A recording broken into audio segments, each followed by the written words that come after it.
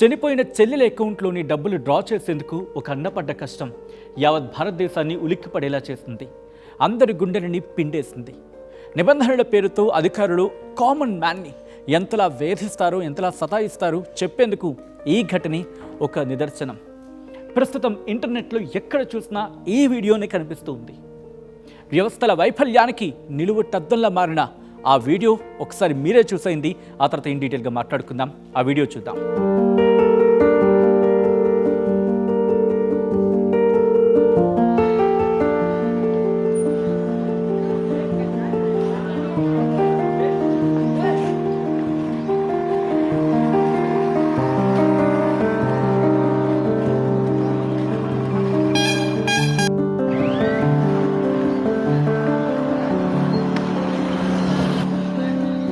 నమస్తే, welcome to war TV. నేను సచిన్. ఈ కథనానికి సంబంధించి ఇన్డెప్త్గా వెళ్ళి మాట్లాడుకునే ప్రయత్నం చేద్దాం. బట్ అంతకన్నా ముందు ఈ కథనం మిమ్మల్ని కాస్త కలవరపరచచ్చు. దీనికి సంబంధించి తగిన జాగ్రత్తలు తీసుకోవాలని ఆర్టీవీ సూచించడం జరుగుతోంది. This is a disturbing content, disturbing visual. Viewer description is highly advised. ఈ అత్యంత దారుణమైన హృదయ విదారక ఘటన ఒడిశా రాష్ట్రంలోని కియోంఝూర్లో చోటు చేసుకుంది. దిక్కుతోచని స్థితిలో ఆ అన్నపడ్డ ఆవేదన చూస్తూ ఉంటే కన్నీలాగట్లేదు. ఈ ఘటన మన సిస్టమ్ని ప్రశ్నిస్తోంది. ఈ వీడియోలో కనిపిస్తున్న ఇతని పేరు జితు. ఇతని చెల్లెలు కాక్రా. 2 నెలల క్రితం చనిపోయారు ఆమె భర్త, బిడ్డ. అంతకుముందే ఫ్యామిలీ మొత్తంలో జితు ఒక్కడే మిగిలాడు. అంటే ఇక ఆ ఫ్యామిలీలో మిగిలింది జితు ఒక్కడే అనమాట. కాక్రాకు ఒడిశా గ్రామీణ బ్యాంకులో అకౌంట్ ఉంది. అందులో అక్షరాల 19,300 రూపాయలు మాత్రమే ఉన్నాయి. ఎంత? 19,300 రూపాయలు. ఉన్న ఆ కాస్త డబ్బైనా బతుకు తెరువు కోసం పనికొస్తుందని చెప్పి బ్యాంక్ మెట్లెక్కాడు ఆ పేదవాడు. అకౌంట్లో ఉన్న డబ్బు తీసుకోవడానికి జితు బ్యాంకుకి వెళ్ళాడు. అక్కడ మేనేజర్ పెట్టిన కండిషన్స్ అతన్ని షాక్కి గురిచేశాయి. డబ్బులు ఇవ్వాలంటే అకౌంట్ హోల్డర్ ఉండాలని, లేకపోతే లీగల్ హెయిర్ సర్టిఫికేట్ తీసుకురావాలని అధికారులు తెగేసి చెప్పారు. జితుకు చదువు రాదు.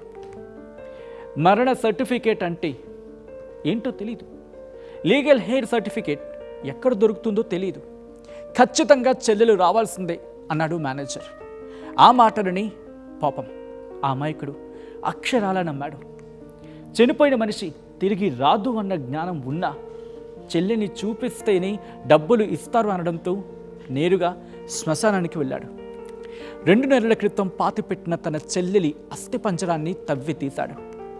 దాన్ని ఒక క్లాత్లో చుట్టి ఒక మూట కట్టి భుజాన వేసుకొని ఇదిగో మండు టెండలు ఏకంగా 1 కాదు 2 కాదు 3 కిలోమీటర్ల మేర. ఇది ఎంత నరక యాతన, మానసిక క్షోభ. ఆ పేదవాడికి ఎంత మానసిక క్షోభ. బహుశా ఆయన పేదవాడు కాదు, ఆయన గురించి సరిగ్గా ఆలోచించలేని ఆ బ్యాంక్ అధికారులు పేదవాళ్ళు. మనసులో మహారాజు అనుకోవాలి, ధనవంతులు అనుకోవాలి. ఆ విషయంలో ఒక్కసారి చూడండి. ఎవరికైనా ఖననం చేసేసిన తర్వాత ఇంకా ఆ అస్థి పంజరాలని మళ్ళీ చూడరు అని అనుకుంటూ ఉంటారు. ఎందుకంటే ఒక ఎమోషనల్ థింగ్ అది. ఇదిగో ఇలా పట్టుకు వెళ్ళిన తర్వాత నా చెల్లిని తీసుకొచ్చాను, డబ్బులు ఇవ్వండి అయ్యా అని బ్యాంక్ అధికారుల ముందు ఆ అస్థి పంజరాన్ని ఉంచాడు. ఆ దృశ్యం చూసి, ఆ విజువల్ చూసి బ్యాంక్ వచ్చిన జనం ఒక్కసారిగా షాక్ అయ్యారు. బ్యాంక్ ముందు ఈ సీన్ చూసిన కొందరు జితుని చూసి కన్నీళ్ళు పెట్టుకుంటే, ఇంకొందరు బ్యాంక్ ఆఫీసర్స్పై, ఆ బ్యాంక్ సిబ్బందిపై ఫైర్ అయ్యారు.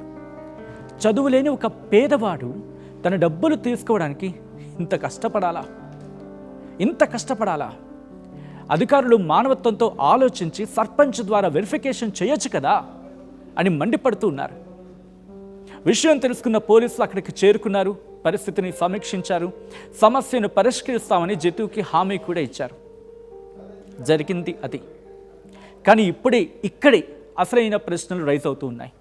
నిబంధనలు మనుషుల కోసమా, లేకపోతే మనుషులు నిబంధనల కోసమా అని కామనర్స్ మండిపడుతున్నారు. రూల్స్ అంటూ సామాన్యులను వేధించే వ్యవస్థలు ఉన్నంతకాలం జితు లాంటి బాధితులు చస్తూ బతుకుతూనే ఉంటారు. ఒక్కసారి ఆ మనిషి పడ్డ వేదన ఆలోచించవచ్చు. అతను తీసుకువెళ్తూ ఉంటే రక్త సంబంధం కదా, ఎవరికైనా ఉంటుందా, బాధ ఉంటుంది కదా. కానీ ఆ 19,000 అఫ్కోర్స్ బ్యాంక్ అధికారులకు పెద్ద లెక్క కాకపోవచ్చు అది, కానీ పేదవాడికి కొన్ని రోజుల పాటు బ్రతికేస్తాడు దాని మీద, ఆ పొట్ట నింపుకోవడానికి. చూడండి, ఇక్కడ మీరు గమనిస్తే బేర్ ఫూట్ అంటూ ఉంటారు, మొత్తం కనీసం చెప్పులు లేవు. 3 కిలోమీటర్లు మండు టెండర్లు ఎలా ఉన్నాయి, ఎండలు ఎలా ఉన్నాయి. ఒకవేళ బ్యాంక్ అధికారులకు సరిగ్గా తెలియకపోతాయి, ఐ కోర్ట్ మీకు తెలియకపోతే ఉన్నతాధికారులను అడగండి, ఇలా ఒక పేదవాడు మన దగ్గరికి వచ్చాడయ్యా, మనం ఏం చేయొచ్చు అని చెప్పి. లేకపోతే కదిలించండి వ్యవస్థలని.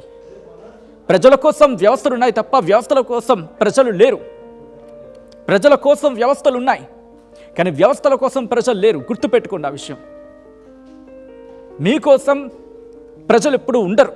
మీరు సరిగ్గా పనిచేయకపోతే మీ వైపు అస్సలు ఉండరు. ఈరోజు జరుగుతోంది అది. అఫ్కోర్స్ ఈరోజు ఆ వ్యక్తి అమాయకంగా అలా వెళ్ళి అక్కడ అడిగిన తర్వాత ఎంతమంది రియాక్ట్ అయ్యారు. సోషల్ మీడియా షేక్ అయిపోతుంది. ఈరోజు ప్రశ్నల వర్షం కురుస్తూ ఉంది. బ్యాంక్ అధికారుల తీరు మీద ప్రశ్నల వర్షం కురుస్తూ ఉంది. మరి మీరేమంటారు? ఇదే పాయింట్లో మీరే ఎప్పుడైనా ఇటువంటి ఇష్యూ ఫేస్ చేశారా? ఇటువంటి ఇష్యూస్ మీ కళ్ళ ముందు ఎప్పుడైనా తారసపడ్డాయా? మాట్లాడే ప్రయత్నించండి, కమెంట్ చేసే ప్రయత్నించండి.